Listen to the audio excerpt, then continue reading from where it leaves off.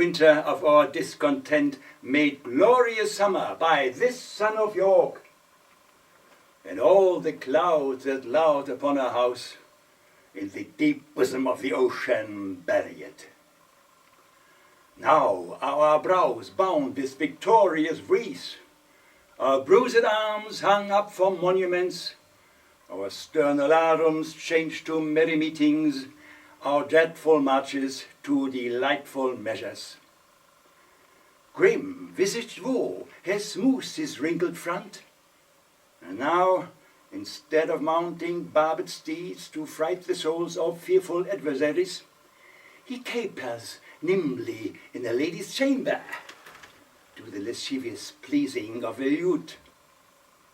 But I, that am not shaped for sportive tricks, nor made to court an amorous looking-glass, I, that am curtailed of this fair proportion, cheated of feature by dissembling nature, deformed, unfinished, sent before my time into this breathing world scarce half made up, and that so lamely and unfashionable that dogs bark at me as I hold by them. Why, I, in this weak piping time of peace, have no delight to pass away the time unless to spy my shadow in the sun, and descant on mine own deformity.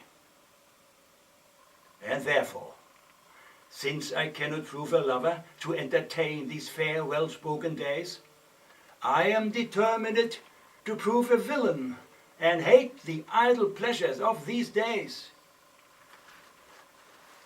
Plots have I laid, inductious, dangerous, by drunken prophecies, libels, and dreams, to set my brother Clarence and the king in deadly hate the one against the other. And if King Edward be as true and just as I am subtle, false, and treacherous, this day should Clarence closely be mewed up about a prophecy which says that G of Edward's hairs the murderer shall be. Dive thoughts down to my soul, here Clarence comes. Brother, good days. What means this armed guard that waits upon your grace? His Majesty, tendering my person's safety, has appointed this conduct to convey me to the Tower. Upon what cause? Because my name is George. Alack, my lord, that fault is none of yours. He should for that commit your godfathers. Or belike his Majesty has some intent that you shall be new christened in the Tower. But what's the matter, Clarence? May I know? Yea, Richard, when I know. For I protest, as yet I do not. But as I can learn, he hearkens after prophecies and dreams, and from the crossrow plucks the letter G, and says a visit told him that by G his issue disinherited should be. And for my name of George begins with G, it follows in his thought that I am he. These, as I learn, and such like toys as these have moved his highness to commit me now. Why, this it is when men are ruled by women. 'Tis not the king that sends you to the Tower. My Lady Grey, his wife, Clarence, 'tis she that tempers him to this extremity.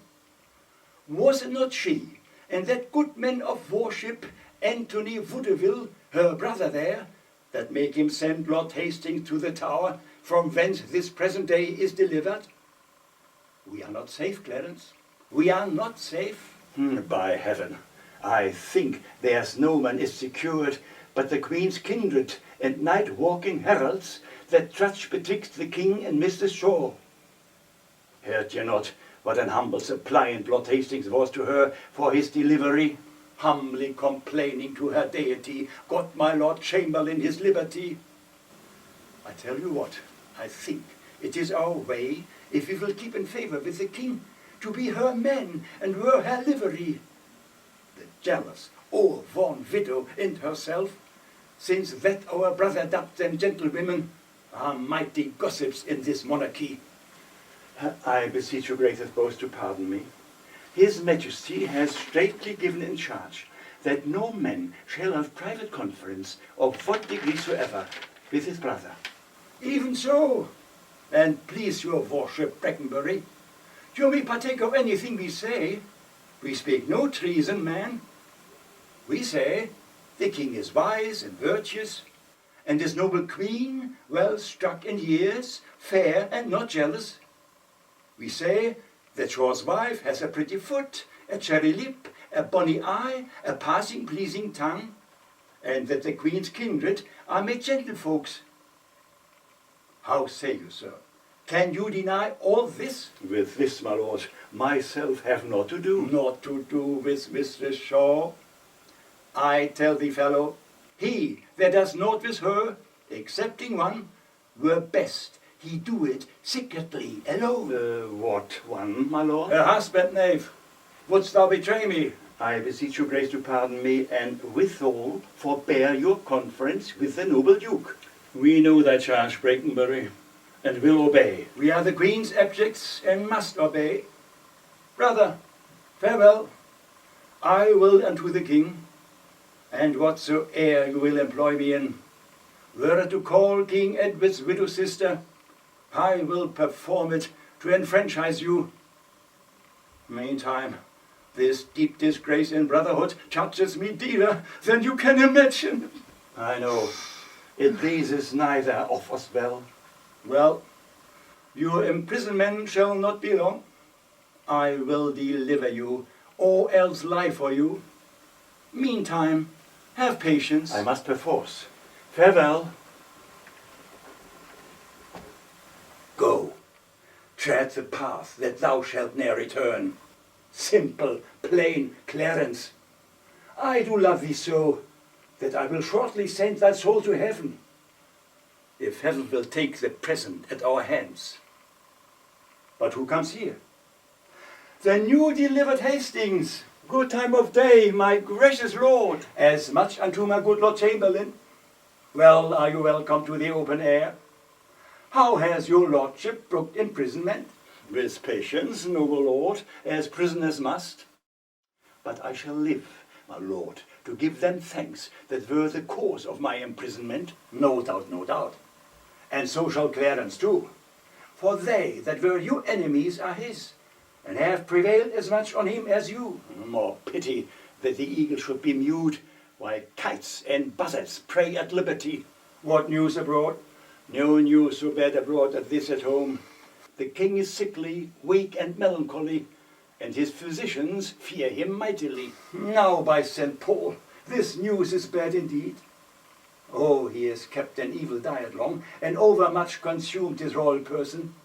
'Tis very grievous to be thought upon. What, is he in his bed? He is. Go you before, and I will follow you.